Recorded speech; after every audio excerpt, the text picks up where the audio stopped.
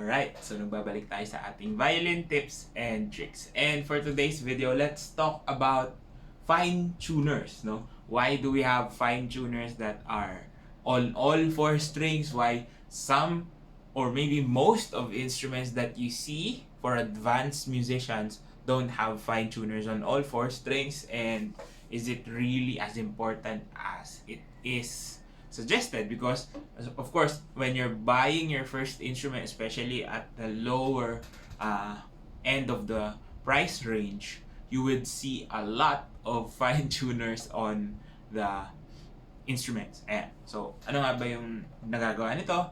And do you really need it? Yeah. So, we'll answer that question on today's video. Okay? So, a fine tuner acts as a fine tuner. It's literally fine tuning the intonation of your strings when you're tuning your strings. Because again, when we try to move, for example, this one. So, for example, I'm gonna adjust my G string. Konting galaw ko lang. You didn't even see a lot, but it went half a step lower. So, now it's a bit higher with very, very minute movements, very, very small movements. Nagbabago na agad, no? Because I don't have geared pegs. There are new technologies that gives geared pegs dun sa mga violins. You could also use that. But for me, I would stick with the traditional ones. Just because kapag naputulan ka and you have geared pegs, sobrang tagal mo mag-wind, no? If you have a guitar, you know someone who has a guitar, guitars have geared pegs, di ba?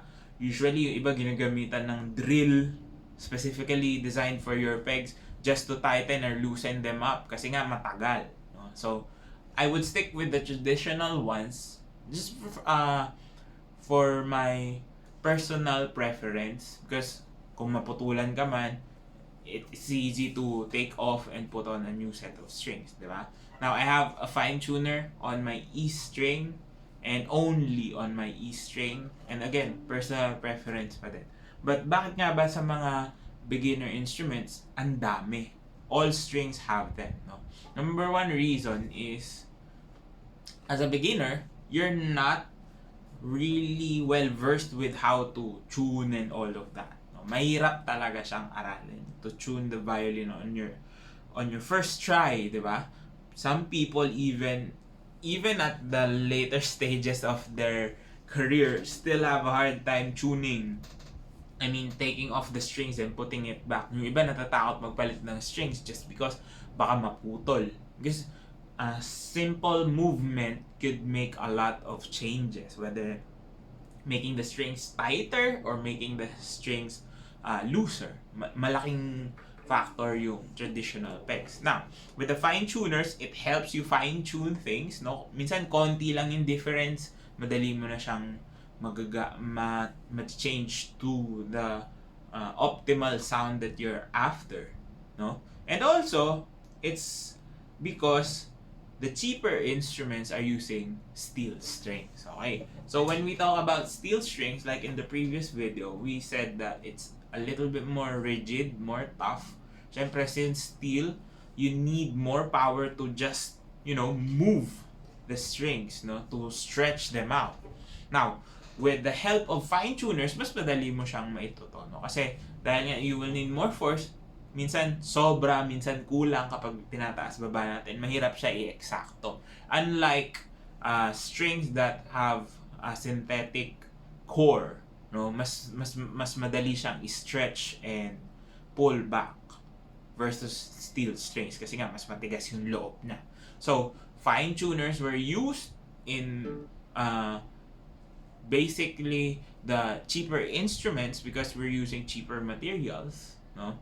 So, it would be easy for the student, especially for someone who is starting out, to tune their instruments on their own. Kasi usually, if it's properly tuned, your pegs fit the scroll, hindi naman malaki yung mga differences ng paggalaw nila. So, you can just use the fine tuners to, maybe just half a step or maybe even less than half of a step. Microtonal lang yung adjustment na kailangan mo maitotono mo na agad siya. So that is why on the cheaper side of things, maraming fine tuner. So again, because its strings are made of steel, which is harder to move, and it makes tuning a little bit easier. Now, as you grow into as you progress rather into other instruments, mas madali mo na siya kasi gamay mo na, no? You know how to tune properly when you become more advanced.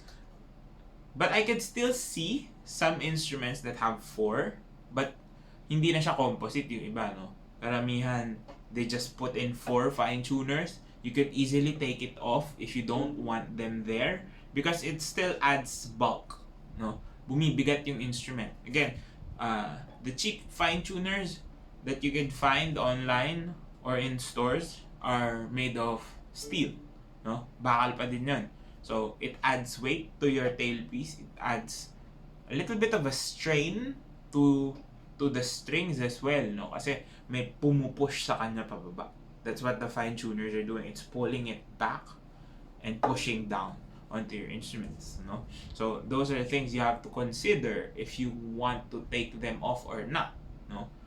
Now, if you are using more expensive strings like maybe dominants again, pwede na sigurong walang fine tuners on the other strings because it's easy to manage the movement here, no? Kahit na minsan tumataas or baba, mas madali mo na siyang maitotono just because the strings are made of a different material. So it really shows how much the material could affect not just your playing but how you maintain and manage your instruments, diba?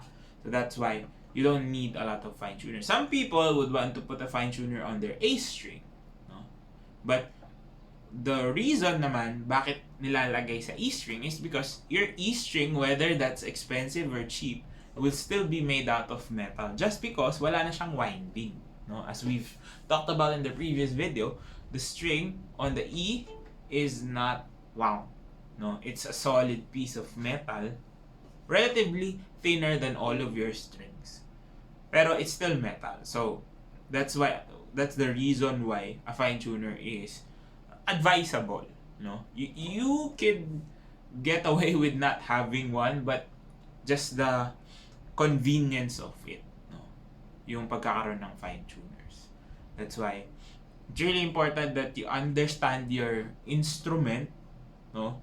Not just be able to play it, but to understand what is it that you need in order for your playing to be better as well, no? Kasi kung hindi mo matono ng tama or hindi mo matono ng ayos yung instrument mo, maybe you need to find some ways for it to be better, no? So putting a fine tuner can help. Maybe even taking off could actually help as well, no? Because it also affects because of its moving parts, no?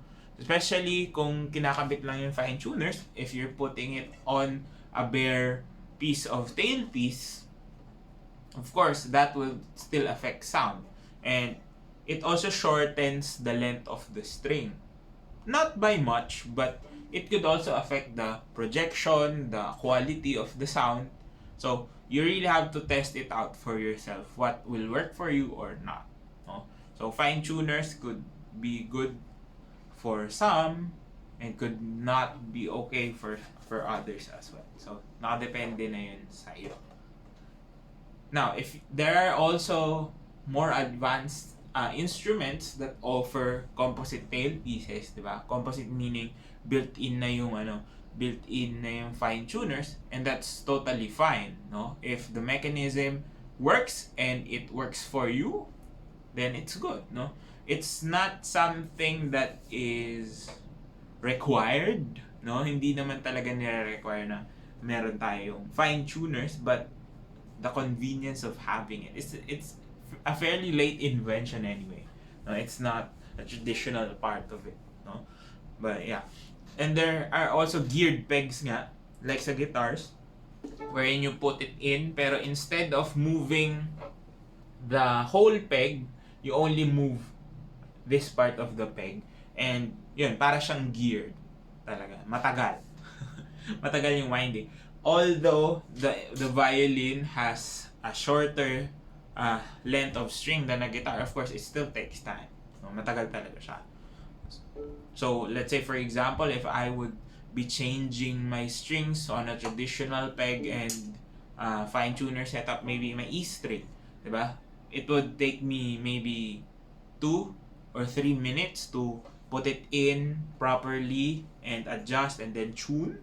Baka sa geared pegs, it would take me 3 to 5 minutes just because of the constant winding that I would be doing. So, if that time is okay for you, no, to sacrifice that time for the convenience of tuning it properly every time you're using it, to tune it really, really well, then go ahead, try it out. If it's for you, it's for you. If it's not, then try something else. Ganun lang naman yun.